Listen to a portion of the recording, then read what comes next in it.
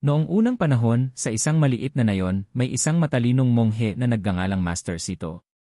Sikat siya sa malawak niyang karunungan at sa kakayahang hanapin ang kasiyahan sa lahat ng bagay. Isang araw, lumapit sa kanya ang isang masigasig na mag-aaral na nagngangalang Sam. Master, sabi ni Sam, nais kong matutunan ang sikreto ng kaligayahan at tagumpay. Pakiusap, turuan mo ako. Ngumiti si Master Sito at sinabing, sige, batang isa. Pero bago kita turuan, may isang simpleng pagsubok kang kailangang tapusin. Pumunta ka sa palengke at bumili ng pinakamalaki at pinakamatamis na pakwan na mahahanap mo. Pagkatapos, ipatong mo ito sa iyong ulo at lumakad sa buong nayon nang hindi ito mahuhulog. Nagtaka si Sam pero hindi siya umatras. Pumunta siya sa palengke, pinili ang pinakamalaking pakwan at maingat na ipinatong ito sa kanyang ulo. Habang naglalakad siya sa nayon, pilit na pinapanatili ang balanse ng pakwan, napansin siya ng mga tao. Napatawa ang mga matatanda, pumalakpak ang mga bata, at may ilan pang gumawa ng nakakatawang mukha. Hindi nagtagal, ang buong nayon ay natutuwa sa kanyang kakaibang hamon. Sa wakas, nakarating siya sa kubo ni Master Sito nang hindi nahuhulog ang pakwan. Huminga siya ng malalim, handang makatanggap ng papuri.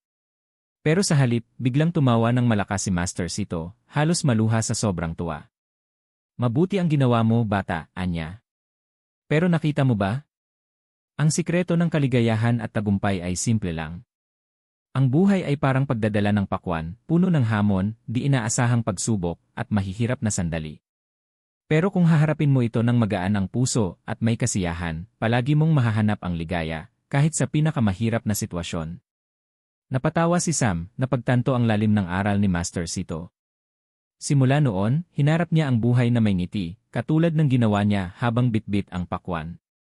At tuwing pakiramdam niya ay nalulunod siya sa mga problema, naaalala niya ang nakakatawang aral ng pakwan at nakakahanap ng lakas upang magpatuloy.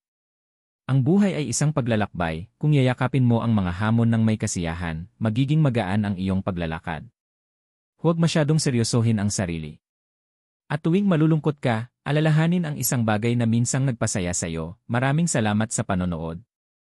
Kung nagustuhan mo ang kwentong ito at may natutunan ka, huwag kalimutang i-like, i-share, at mag-subscribe sa channel para sa mas marami pang nakaka-inspire na kwento. I-click din ang notification bell para hindi ka mahuli sa mga bagong video. Kita-kits sa susunod na video.